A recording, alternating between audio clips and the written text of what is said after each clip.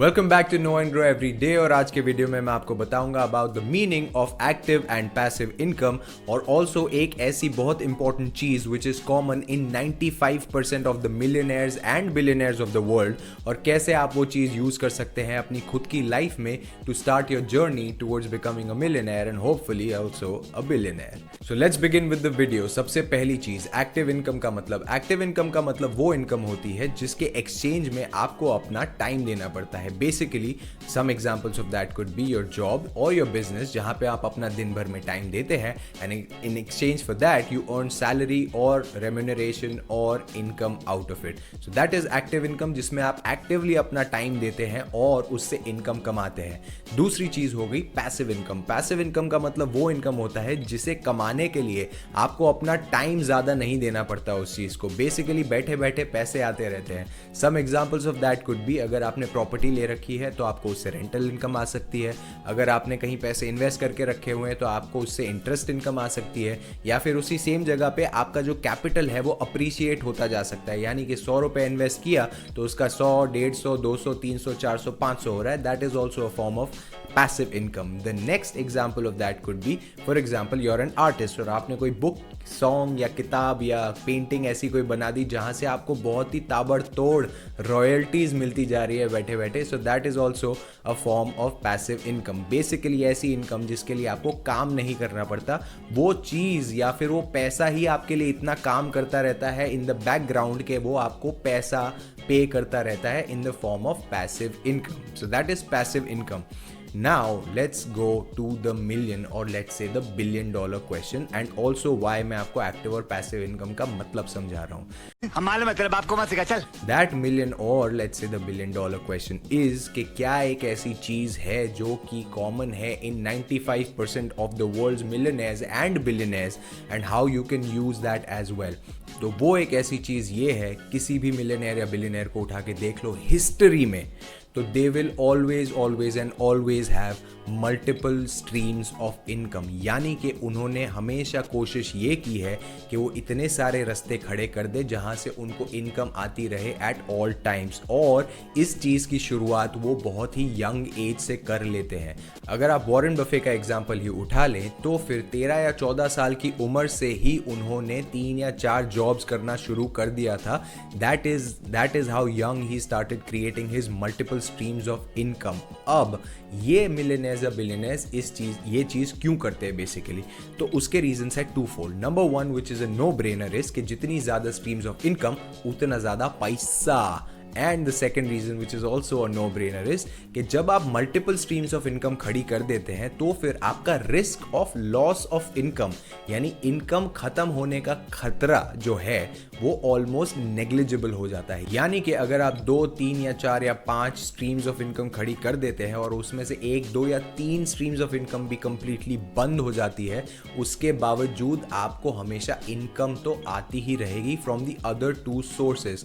अगर आप कोई एक इंडस्ट्रियलिस्ट को भी उठा के देख लीजिए तो even though they are well established in their own industry, हमेशा वो ये चीज़ की कोशिश करते हैं कि वो दूसरी इंडस्ट्री में भी कदम रखे, अपने आप को बढ़ाएं, अपना बिजनेस दूसरी इंडस्ट्रीज में भी सेट करे। तो उसका रीजन यही है diversification and creating multiple streams of income. कि फॉर एग्जांपल अगर वो जिस इंडस्ट्री में एस्टैब्लिश्ड हैं अगर वो डाउन टर्न में चली जाती है तो बाकी इंडस्ट्रीज में उन्होंने जो बिजनेस सेट करके रखा है उनको वहां से इनकम आती रहेगी at all times. So I hope अब तक आप ये चीज तो समझ ही गए होंगे कि मैं आपको क्या बोलने वाला हूँ कि आपको लाइफ में क्या करना है। That is try to create multiple streams of income. लेकिन कैसे?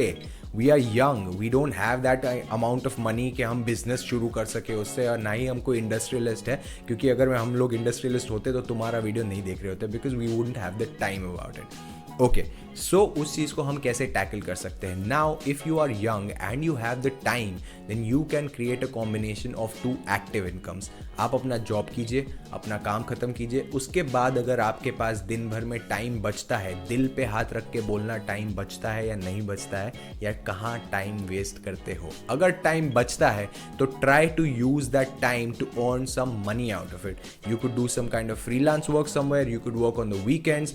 आप अगर आपके पास कोई स्किल है, अगर आप डिजाइनर है, अगर आप म्यूजिशियन है या समथिंग ऑफ दैट सॉर्ट, तो you can use that skill to work in a freelance manner and earn more money out of your time. अगर आपके पास टाइम नहीं है ज़रा भी, तो फिर आपको कोशिश करनी है कि आप सेविंग्स इतनी करें इन अ मंथ और इन अ ईयर कि आप धीरे धीरे एक एसेट खड़ा करते जाए। वो एसेट से आपको रेंटल इनकम आ सकती है, for example if you invest in house, या फिर वो एसेट से आपको इंटरेस्ट इनकम आ सकती है, या फिर वो एसेट आपकी कैपिटल अप्रिसिएशन में हेल्प कर सकता है। यानी कि 100 रुपये इन्वेस्ट किए तो उसके 100, 200, 150, 400, 500 रुपये हो गए। That is also a form of passive income. तो आपको बेसिकली क्या करना है कि मिनिमम 2 स्ट्रीम्स ऑफ इनकम रखने की कोशिश करनी है बाय द टाइम यूर 40 साल की उम्र तक आपको कोशिश करना है कि you should have at least 2 streams of income. अब ये कॉम्बिनेशन हो सकता है एक एक्टिव एक पैसिव इनकम का, या दोनों पैसिव इनकम का। If you are lucky enough और आपने बहुत ज़्यादा सेविंग कर ली और एसेट्स खड़े कर दिए तो आप 2 पैसिव इनकम भी खड़े कर सकते हैं, या फिर अगर आपके पास टाइम फिर भी ज़्यादा रहता है उस टाइम पे तो आप 2 एक्टिव इनकम्स भी परस्यू कर सकते हैं। The trick about this is कि आप जब वो एक्टिव इनकम परस्यू करें तो try to do something that you like doing, क्योंकि अगर ऐसा होगा तो आपको उस चीज़ में अपना एक्स्ट्रा टाइम डाल देने में दुख नहीं होगा। So that is my video for today कि कोशिश करो कि कम से कम 2 स्ट्रीम्स ऑफ इनकम रखनी है आपको by the time your 40।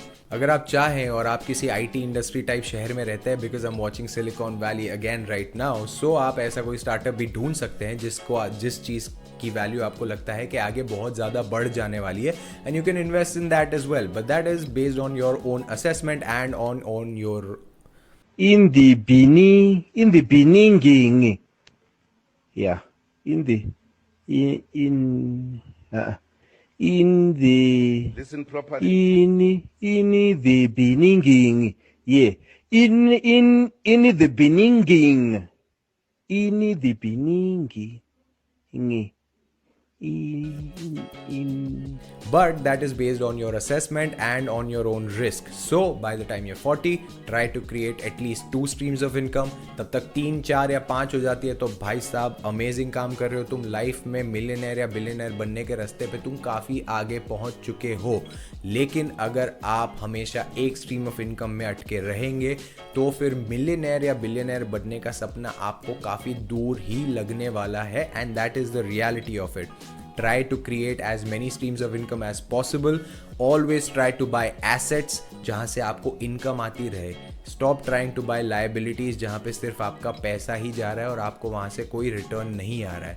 So that was my video for today. I hope you understood the concept of active and passive income, and also the concept के why you need to create as many streams of income as possible. And I will see you in the next episode. By the way, a sneak peek. The next episode is gonna be about कि mutual fund में invest करते time या कोई particular mutual fund चुनते time आपको क्या क्या गलतियां नहीं करनी है. I hope you are interested about that topic and you'll tune in next week, and I'll see you later. Adios.